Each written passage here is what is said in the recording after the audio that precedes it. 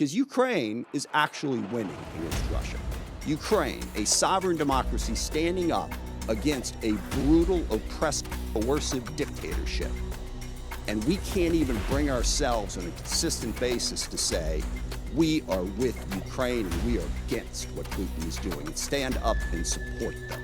Before we break this down, make sure you hit like, subscribe, and turn on notifications, because on the Red Verdict, we cut through the noise and tell you what's really going on. This hearing just exposed something big, and the media is not going to explain it the way you need to hear it. Opening statement. Well, thank you, Mr. Chairman. I appreciate those opening remarks. I want to start by agreeing with you on the last point. Our troops have performed incredibly well in the last 15 months. They have been asked to do more than anyone expected, and they have demonstrated the incredible capability of the United States military. I think we should all recognize that.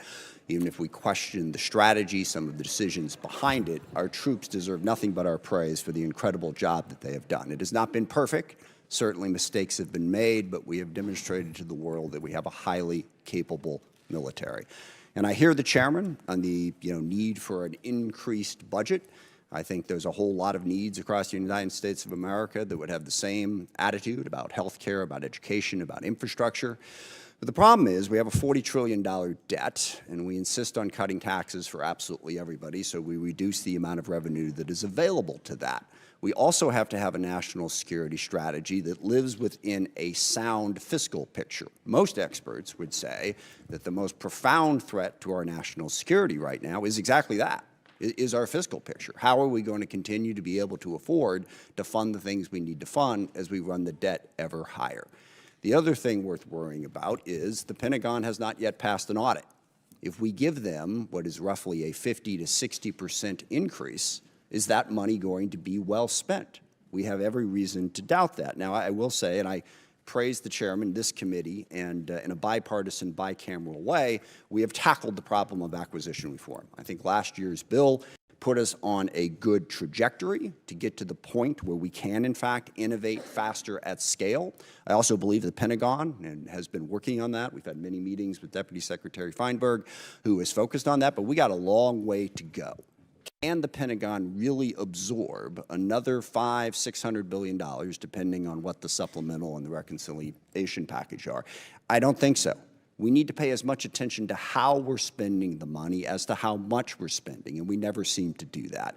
But the larger problem is the strategy that has been put before us. I looked through the Secretary's remarks, and I've heard you give speeches before about this, about how realism is our strategy. And I find that absurd, and given what we are doing. You can say a lot of things about the strategy, but calling it realistic? We started a full-scale war in the Middle East against Iran to try to reshape the Middle East. Now, we can talk about that in a bunch of different ways, but it is the exact opposite of realism. And in fact, starting wars in the Middle East that get out of control and lead us to have far greater costs for the benefits is one of the cornerstones of the unrealistic strategy that this administration has criticized over and over and over again. And yet here we are in a full-scale Mideast war, and we've seen the costs of that. Certainly at the top of that list is 13 service members killed and hundreds wounded, but it goes way beyond that. Thousands of civilians have been killed. Over a dozen countries now have been dragged into this war in one way or another. The Israel-Lebanon war has exploded since this war started. We now have a conflict between the Shia militias in Iraq and Kurdistan that is straining, to put it mildly, our relationship with Iraq, and also causing greater chaos throughout the Middle East. We've seen the impact on the economy. Certainly here at home, gas prices up by over $1. The impact of the fertilizer increase is going to come later as food prices skyrocket. But what is happening to us is a small part of what's happening to the rest of the world. Certainly the Middle East's economy has been tossed up in the air, but dozens of countries are rationing gasoline as we speak and experiencing extreme economic pain because of this war. So there's nothing realistic about that. And one of the big questions that we need to get answered today is, where is this going? What is the plan to achieve our objectives? We've seen the cost, and the cost is very, very high. All we keep hearing on the objectives is we keep seeing all of the targets that we have struck. And again, that is an incredible accomplishment from a tactical standpoint. I think the proficiency of our military has been on display. But we're not in this for a tactical advantage. We're in this to fundamentally change Iran. And as we sit here today, Iran's nuclear program is exactly what it was before this war started. They have not lost their capacity to inflict pain. They still have a ballistic missile program. They're still able to blockade the Strait of Hormuz and have the ships that are capable of doing that. What is the plan to get that to change? And most disturbingly, the president keeps telling us that it's over. What was it, a week ago Friday, the president announced that Iran had agreed to give up their nuclear program, to give up their ballistic missile program, to stop support for terrorist groups, to reopen the Strait of Hormuz. The only problem with that is literally none of that was true. He was completely making it up. It wasn't. Iran hadn't even agreed to meet with us, as became embarrassingly clear as the day spun out and poor J.D. Vance had to keep going back and forth to the airport. We never even had a meeting. So wish fulfillment is not really a strategy. I mean, maybe the president thinks he's doing some sort of Jedi mind trick and can tell Iran, you will give up your nuclear weapons, and they automatically will. But that's not working. So what we need to hear today is what is going to work. We have 50,000 troops in the region who are still at risk. How are those tactical victories going to translate into some sort of strategic success? And by the way, this is one of the things that realism recognizes. You can win a whole lot of little small battles and lose the war, which is why you don't stumble into the war in the first place. But at the same time, we're doing all of this on our own as we increasingly push away all of our allies. Sometimes just because we want to do what we want to do, we don't want to have to consult them, sometimes just gratuitously insulting them. I mean, in the middle of this war where we were asking NATO to come join us, the president took time out to insult President Macron and his wife. Okay, how is that helping us to try and belittle everybody in the world? And I also, for the people who are criticizing NATO over this war, I will remind people that NATO is a defensive alliance. What that means is every country in it pledges to defend a country if attacked. And when we were attacked on 9/11, that's what NATO did. They put in Article 5, and for 20 years they fought beside us. NATO is not if any one of the countries decides to unilaterally and unwisely start a war precipitously that everyone else is supposed to join. That's not the way it works. So berating and belittling our allies after we did that and driving them ever further away from us, how is that realistic? Not only are we going to try to reshape the Middle East, but we're going to do it alone, while we're pushing everybody away from us. And then we have other tools in our arsenal. You see that those numbers on the budget, but the State Department's really important. Development is really important. These are ways to achieve our ends, and we have moved away from that. We got rid of the entire USAID, literally causing the starvation of children in countries where we had pledged to provide food, causing massive healthcare disruptions, people literally dying because we cut that off. In diplomacy, we have sidelined, again, the entire world. France and the UK have brought together 44 different countries that have an interest in trying to open up the Strait of Hormuz. We've pushed them all aside. And then we've even pushed aside our own diplomatic corps. We have a very, very talented State Department. I praise today the talent of our military, and I will stand by that. They deserve that praise. Our diplomatic corps deserves that praise too. But we've shoved them all to the side in favor of two real estate guys who are going to go negotiate all the deals in the world, which to date, by the way, has yielded exactly nothing. So there's nothing realistic about starting a war in the Middle East, going it alone, and pushing aside all diplomacy and all development and all other tools in our arsenal. And on top of that, of course, we also want to dominate the entire Western Hemisphere, including apparently annexing Canada and invading Greenland. How is any of that realistic? And then the administration comes before us and asks for what is a hopelessly unrealistic budget in this environment. Back on that chart there, when we were showing how much money we were spending on defense, we had a balanced budget. We had a surplus many years. We don't have that anymore. So call this strategy whatever you want to call it, but please don't call it realism. It's not. Forgive me, it reminds me of one of my favorite lines from A Princess Bride. It's a tense morning. I want to lighten it up a little bit. And the guy keeps saying, inconceivable, when things happen. And finally, the guy says to him, you keep using that word. I don't think you know what it means. I don't think we know what the word realism means. So please, can we not have the realism conversation? Let's have the conversation about what the strategy actually is. And I'm sure you have a different definition of it than I do. But as I look at it, the strategy seems to be to use as much violence, as much threats, as much coercion as possible to bend the world to our will.